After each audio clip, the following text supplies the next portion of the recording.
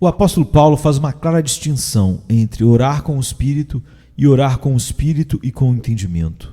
Orarei com o Espírito, mas também orarei com o entendimento. 1 Coríntios 14, 15. Essa distinção foi feita porque os coríntios não observaram que tudo quanto faziam deveria ser feito para edificação própria e também das outras pessoas. Mas eles estavam fazendo todas as coisas para a sua própria glória. É, pois, conveniente que tanto o entendimento como o coração e os lábios participem na oração. Orarei com o Espírito, mas também orarei com o entendimento. O que é feito com o entendimento é feito de maneira mais eficiente, consciente e sincera do que aquilo que é feito sem entendimento, como mostrarei mais adiante. Isso foi o que fez o apóstolo rogar pelos colossenses, para que Deus os enchesse do conhecimento da sua vontade em toda a sabedoria e inteligência espiritual. Colossenses 1:9. E pelos efésios, para que Deus lhes desse o espírito de sabedoria e de revelação, tendo iluminados os olhos do vosso entendimento. Efésios 1:17-18. E também pelos filipenses, que o seu amor abundasse mais e mais em ciência e em todo conhecimento. Filipenses 1:9. É bom para o homem possuir um conhecimento adequado de tudo o que empreende, seja secular ou espiritual, e, portanto, e com maior razão devem desejar isso todos os que aspiram a ser pessoas de oração. Ao falar mais sobre isso, mostrarei a você o que é orar com entendimento. Entendimento significa falar em nossa própria língua materna e também experimentalmente. Deixarei de lado a primeira parte e me ocuparei somente com a outra. Para fazer oração corretamente, é preciso que haja um entendimento sadio e espiritual em todos os que oram a Deus. 1. Orar com entendimento é orar sendo instruído pelo Espírito sobre a necessidade daquilo que a alma há de pedir. Embora o homem necessite sobremaneira de perdão dos pecados e da liberdade da ira vindoura, se ele não entende essas coisas realmente, não as desejará de modo algum, ou sentirá tanta indiferença e mornidão em seus desejos por elas, que Deus aborrecerá até mesmo sua atitude de espírito de pedir essas coisas. Isso foi o que aconteceu com a igreja dos Laodicenses. Lhes faltava conhecimento ou entendimento espiritual. Eles não sabiam que eram pobres, miseráveis, cegos e nus. Por causa disso, tudo o que faziam era considerado por Cristo como uma abominação, a tal ponto que ele ameaçou vomitá-los da sua boca, como está em Apocalipse 3, 16 e 17. Os homens que não possuem entendimento podem recitar as mesmas palavras em oração que aqueles que o possuem. Mas como há entendimento em um e não no outro, que diferença há quando eles dizem as mesmas palavras? Um fala com entendimento espiritual, o outro apenas pronuncia palavras e nada mais. 2. O entendimento espiritual percebe no coração de Deus a predisposição e boa vontade para dar à alma aquelas coisas que necessita. Por isso Davi poderia até mesmo supor os pensamentos de Deus para com ele, como está nos Salmos 40, verso 5. E o mesmo ocorreu com a mulher cananeia. Pela fé e por um correto entendimento, ela discernia por trás da severa atitude de Cristo a ternura e o desejo de ajudá-la que havia em seu coração. E isso a fez ser veemente e fervorosa, ainda mais constante, até que chegou a desfrutar da misericórdia que necessitava, como está em Mateus 15, 22 a 28. Não há nada que induza tanto a alma a buscar a Deus e a clamar por perdão, quanto o entendimento de que no coração de Deus há o desejo de salvar os pecadores.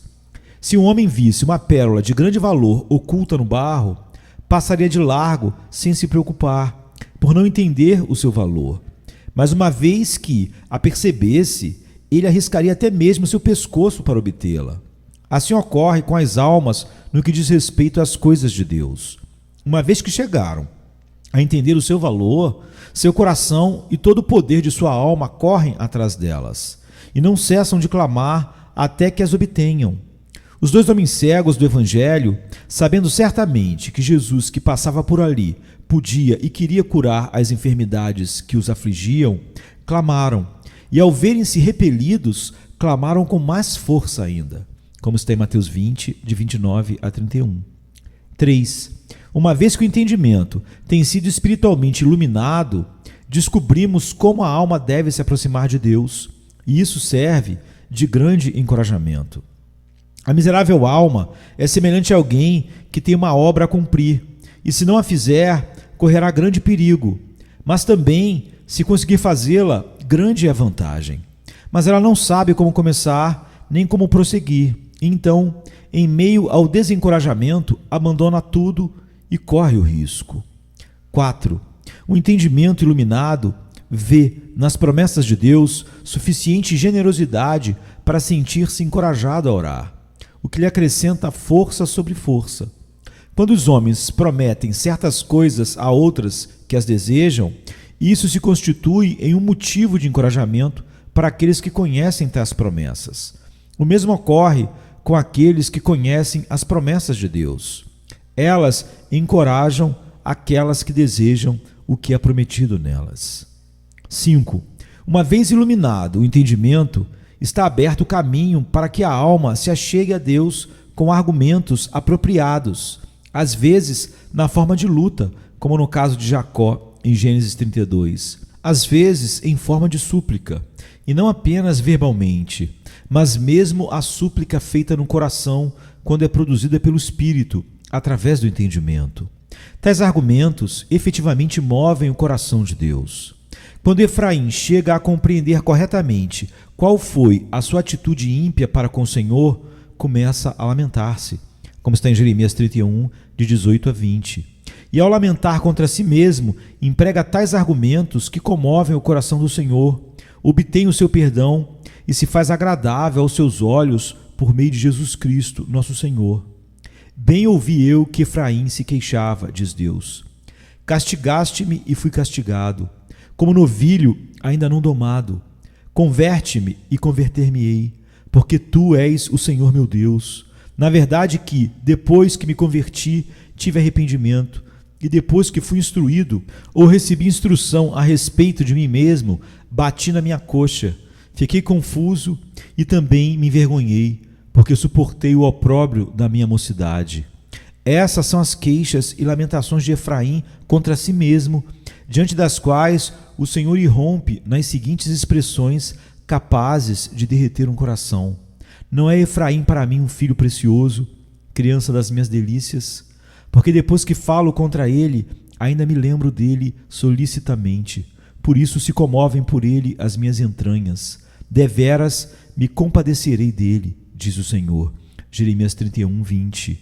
Deste modo, vocês podem perceber que é necessário orar com o espírito, mas também com o entendimento.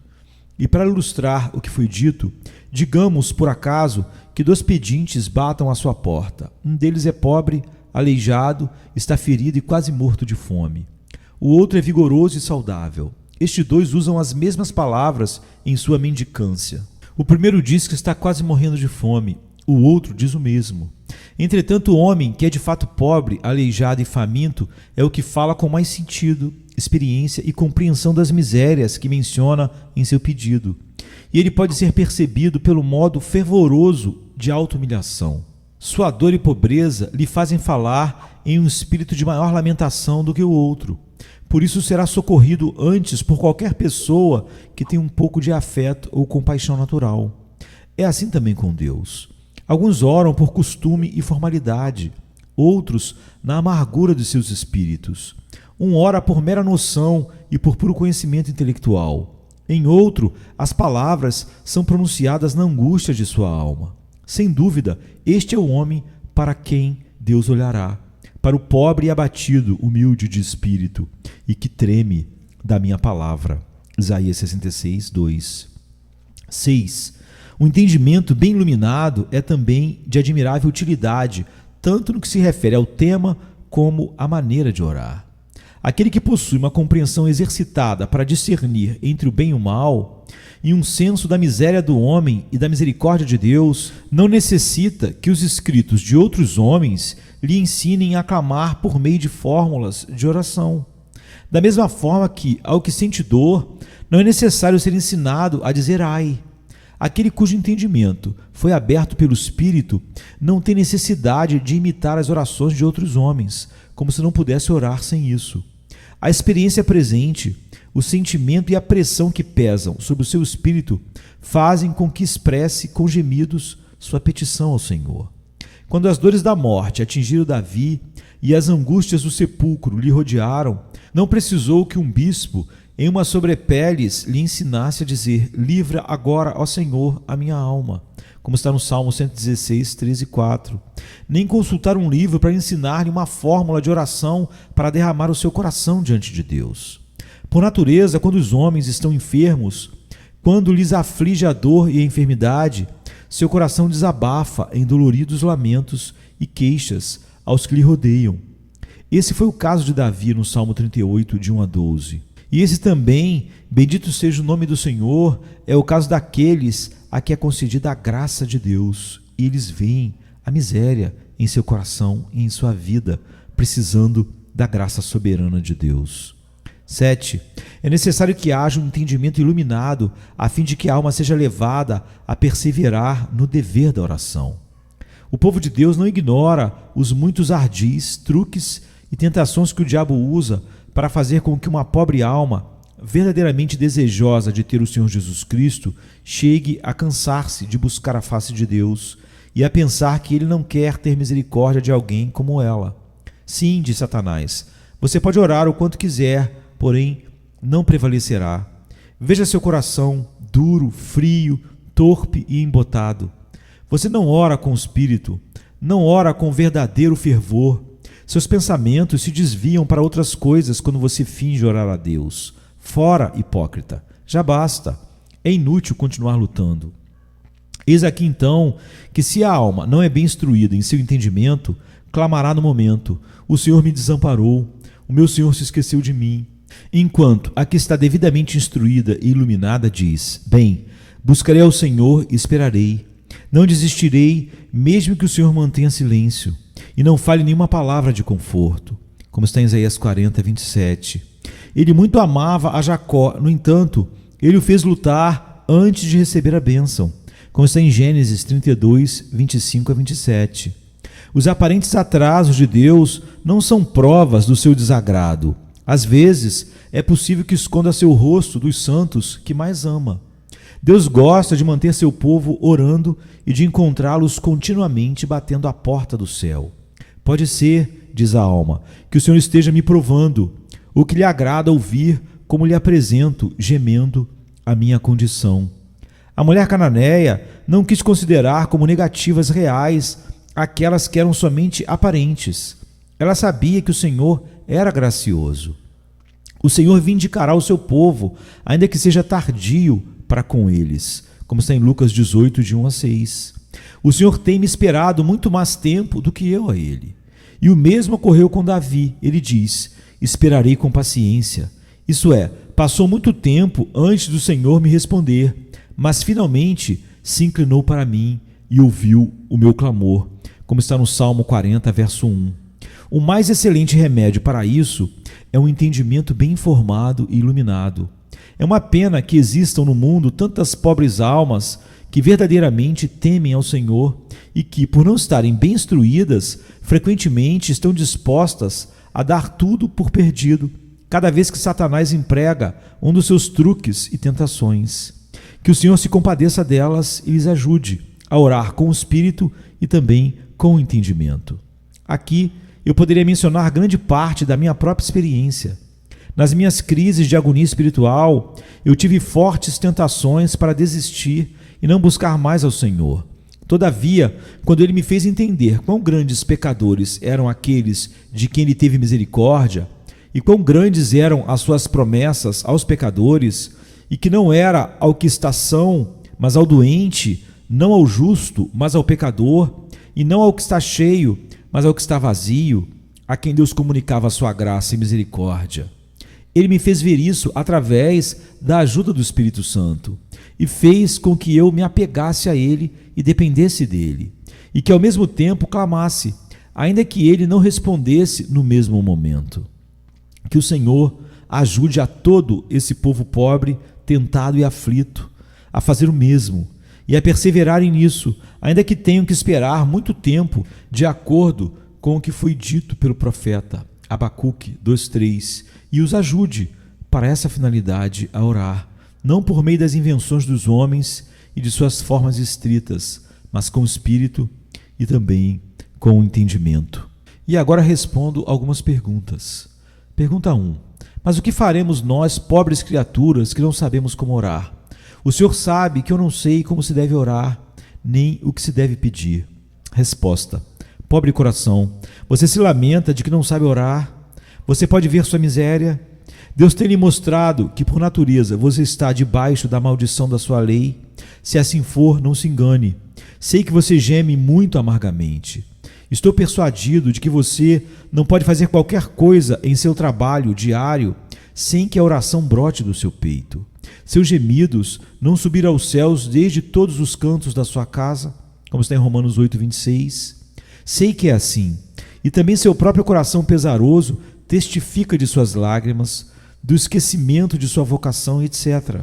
Não é verdade que seu coração está tão cheio de desejos pelas coisas do mundo vindouro que muitas vezes esquece das coisas deste mundo? Então leia Jó 23:12. Segunda pergunta. Sim, mas quando eu vou para o meu quarto em secreto e pretendo derramar a minha alma para Deus, não consigo dizer absolutamente nada. Resposta. 1. Querida alma, não é às suas palavras que Deus presta mais atenção, de maneira que não lhe escute se você se apresenta diante dele com um discurso eloquente. Não, seus olhos estão postos no quebrantamento do seu coração. E é isso que faz com que o Senhor se comova para com você. A um coração quebrantado e contrito não desprezarás, ó Deus. Salmos 51, verso 17. E 2. A escassez de suas palavras pode ser devido a muita tribulação do seu coração. Por vezes, Davi estava tão angustiado que não podia falar, como no Salmo 77, 3 e 4. Entretanto, há algo que pode servir de consolo para todos os corações pesarosos como o seu, a saber que, embora devido à angústia do Espírito você não possa falar muito, o Espírito Santo coloca em seu coração gemidos e suspiros muito veementes, mesmo quando sua boca está fechada, o seu espírito não. Moisés, como já dissemos, fez ressoar o céu com as suas orações, e ainda assim não lemos que uma única palavra da sua boca tenha saído.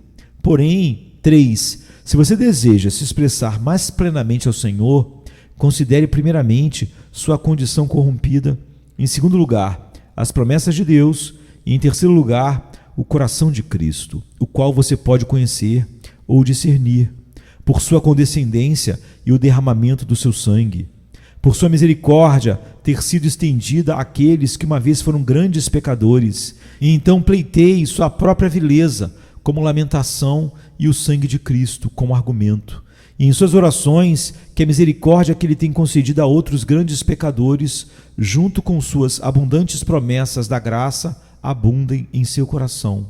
Ao mesmo tempo, permita-me lhe aconselhar o seguinte: não se contente com palavras, nem tampouco pense que é para elas que Deus olha unicamente. Porém, quer suas palavras sejam poucas ou muitas, que elas procedam de seu coração. Então você buscará e encontrará a Deus quando buscar de todo o seu coração, como está em Jeremias 29, 13. Pergunta 3. Mas se aparentemente você tem falado contra todas as formas de orar que não seja pelo Espírito Santo, por que você está dando instruções agora? Resposta. Devemos exortar uns aos outros a oração, ainda que não devemos estabelecer fórmulas de oração. Exortar a oração com instruções cristãs é uma coisa, e escrever fórmulas para limitar o Espírito de Deus é outra. O apóstolo não dá nem mesmo um mínimo de fórmula de oração, porém insta conosco para que oremos. Efésios 6,18, Romanos 15, 30 e 32.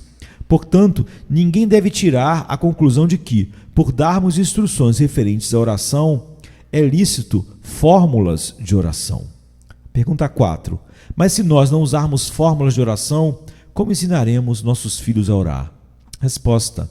Minha opinião é que os homens seguem um método errado para ensinar seus filhos a orar, ensinando-lhes precocemente a recitar frases, como é um costume comum a muitas pobres criaturas. Me parece muito melhor dizer-lhes que, por natureza, são criaturas malditas, que estão debaixo da ira de Deus por causa do pecado original e do seu próprio pecado atual. Explicar-lhes também qual é a natureza da ira de Deus e a duração da miséria. Se eles estiverem conscientes disso, aprenderão a orar muito mais cedo. A maneira de aprender a orar é através da convicção do pecado, um método que também serve para ensinar nossos amados filhinhos.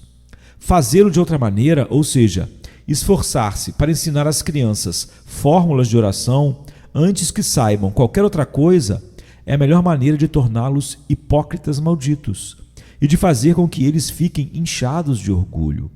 Ensinem, pois, os seus filhos a conhecerem o infeliz estado e condição em que se encontram.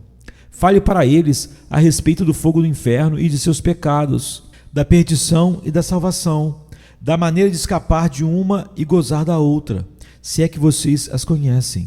Isso fará com que doces lágrimas brotem dos olhos dos seus pequenos e que lamentos sinceros lamentos saltem dos seus corações. Então poderão dizer-lhes a quem e através de quem eles devem orar. Poderão também falar a seus filhos sobre as promessas de Deus e de sua eterna graça estendida aos pecadores, de acordo com sua palavra. Ah, pobres filhos queridos, que o Senhor abra seus olhos e faça deles cristãos e santos. Davi diz: vinde, meninos, ouvi-me, eu vos ensinarei o temor do Senhor. Salmos 34, 11. Certamente ele não diz: vou amordaçá-los mediante uma fórmula de oração, mas vos ensinarei o temor do Senhor. E isso significa: vos ensinarei a ver o seu triste estado natural e instruí-los na verdade do Evangelho, o qual, por meio do Espírito, pois isso produzirá oração em todo aquele que em verdade o aprende. Quanto mais ensinarem isso aos seus filhos, mais eles derramarão seus corações em oração a Deus. Deus nunca considerou a Paulo como um homem de oração, nem tampouco considerará a outros até que ele foi feito um homem convicto e convertido, como Atos 9:11 diz. Pergunta 5. Mas como se explica o fato de os discípulos pedirem a Cristo para ensiná-los a orar, como também João ensinava aos seus e em seguida ele deu-lhes a fórmula que hoje chamamos de Pai Nosso? Resposta: não somente os discípulos, mas nós também queremos ser ensinados por Cristo. E uma vez que não está aqui pessoalmente para nos ensinar, que ele o faça pela sua palavra e pelo seu Espírito, pois ele disse que enviaria o Espírito para substituí-lo quando partisse, em João 14, 16 e 16, 17. E 2. Quanto ao que foi chamado de fórmula, eu não posso crer que o propósito de Cristo fora dá-lo como tal e de uma maneira tão restritiva, e isso por algumas razões. Porque ele mesmo ensina o contrário, segundo inferimos ao consultarmos Mateus 6 e Lucas 11. Enquanto que se houvesse dado uma fórmula de oração inalterável, ele não a teria alterado. Não encontramos que os apóstolos tenham jamais observado semelhante fórmula, nem tampouco que exortaram outros a fazê-lo. Examine todas as suas epístolas e percebam que, ainda que eles tenham sido tão eminentemente como qualquer outro no que diz respeito ao conhecimento para discernir e à fidelidade para praticar, não oravam segundo o mundo mais tarde quis impor. Mas, em suma, cremos que Cristo, com essas palavras, Pai Nosso e etc., efetivamente instrui aos seus sobre os princípios que devem ser observados em suas orações a Deus. 1. Orar com fé. 2. Orar a Deus no céu. E 3. Pedir o que é conforme a sua vontade, etc. Ou seja, essa oração constitui um modelo ou padrão para a oração. Pergunta 6. Mas Cristo manda orar pedindo o Espírito. Isso significa que os homens sem o Espírito também podem orar e serem ouvidos? Veja Lucas 11, de 9 a 13. Resposta: o discurso de Cristo, nesse caso, é dirigido aos seus discípulos e aos que são seus, como está em Lucas 11, 1. Quando Cristo lhes diz que Deus daria o seu Espírito Santo para aqueles que o pedissem, devemos entender esse dom como um acréscimo, porque se tratava dos discípulos, os quais já tinham certa medida do Espírito. Ele diz: quando orardes, dizei, Pai Nosso, verso 2. Digo-vos, verso 8, e eu vos digo, verso 9, pois se vós, sendo maus, sabeis dar boas dádivas aos vossos filhos, quanto mais dará o Pai Celestial o Espírito Santo àqueles que lhe o pedirem. Verso 13. Os cristãos, embora Deus já tenha dado o Espírito aos cristãos, eles devem orar pedindo o Espírito, ou seja, mais do Espírito Santo. Pergunta 7. Então só deveriam orar os que sabem que são discípulos de Cristo? Resposta: sim. 1.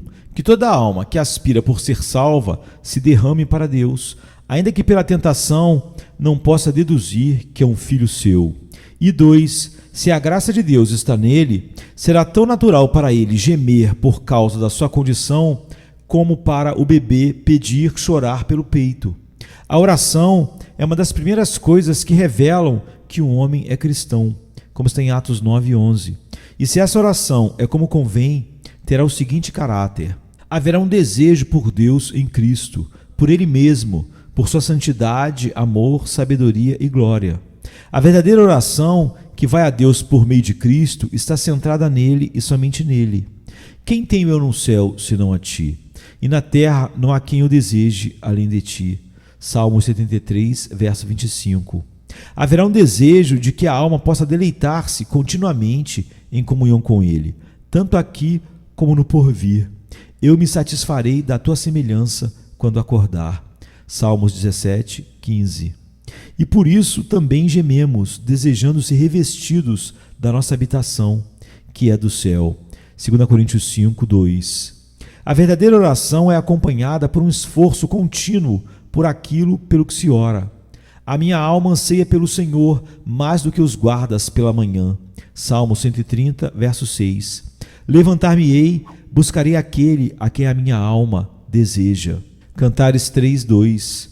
Rogo-lhes que observem como há duas coisas que induzem a oração. Uma é a aversão ao pecado e às coisas desta vida. A outra é um desejo ardente de comunhão com Deus em um santo e eterno estado e herança. Compare somente isso com a maior parte das orações que os homens fazem e se comprovará que essas orações nada mais são do que um escárnio, a respiração de um espírito abominável a Deus. A maioria dos homens ou absolutamente não oram ou se ocupam em zombar de Deus e do mundo quando estão orando. Que apenas comparem as suas orações com a sua maneira de viver e verão facilmente que o conteúdo das orações é o que menos procuram em suas vidas. Que triste hipocrisia! Que Deus nos livre de ter um coração que diz orar e é dessa forma. Amém, queridos? Amém.